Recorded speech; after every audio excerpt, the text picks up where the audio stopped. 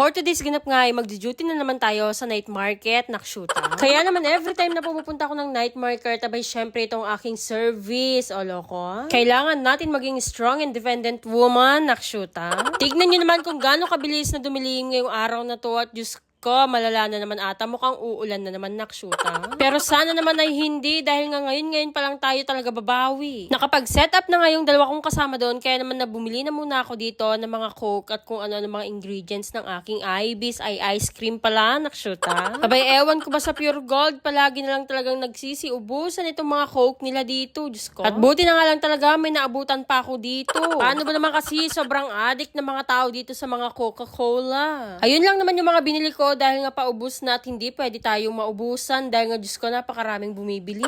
O diba may pa-card pa tayo para naman yung mga points doon hindi sayang. Nagtungo na nga ako dito sa may pwesto at ready to serve na ang mga kavava ninyo.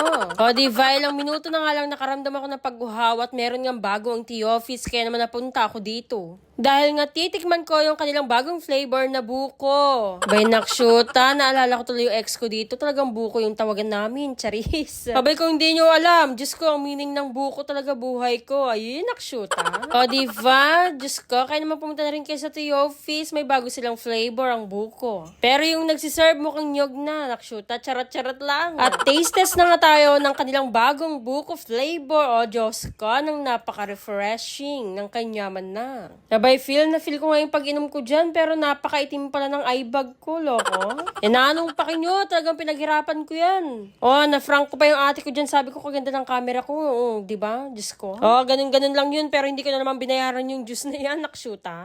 After ko makipag-chismisan dyan, bumalik na naman ako ng pwesto at kailangan na ng backup ni ate. Diyos ko, baka maulaw na naman siya. Abay, talaga naman napaka-solid na mga tao ngayong gabi, loko. Pati na itong batang ito, nang ka-cute, nang kasingkit. Para kang papa mo, nakshuta. Charot lang. Ang binili niya nga dito ay tag 15 pesos tapos nag-add-on siya ng sprinkles. O diba, ng kanyaman naman talaga at napakamura pa nga. Diyos ko, napakasarap ng Ibis ko, ng ice cream ko. Kaya naman wag na wag kayong magsasawang tikman at bilhin ang aming mga ice cream at Coke Float at Slurpee. Talaga naman puro bata talaga ang ating mga guests ngayon. Abay, lahat talaga ng mga bata gusto may add-ons. Ito naman pinili niya itong mga mini mallows.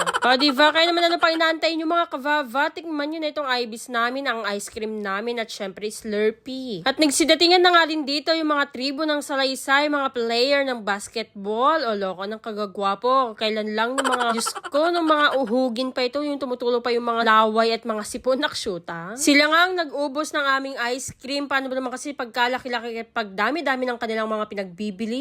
Kaya naman shoutout sa inyo mga taga-salaysay na player at syempre sa mga girlfriend nyo. Sana all. Comment down below kung natikman nyo na ngayong ice cream namin at legit ba talagang masarap o loko. Hindi ako nagbibiro, diba? Kaya naman narat na. Kaya naman na yun lang mga kavava ko. Salamat sa panonood.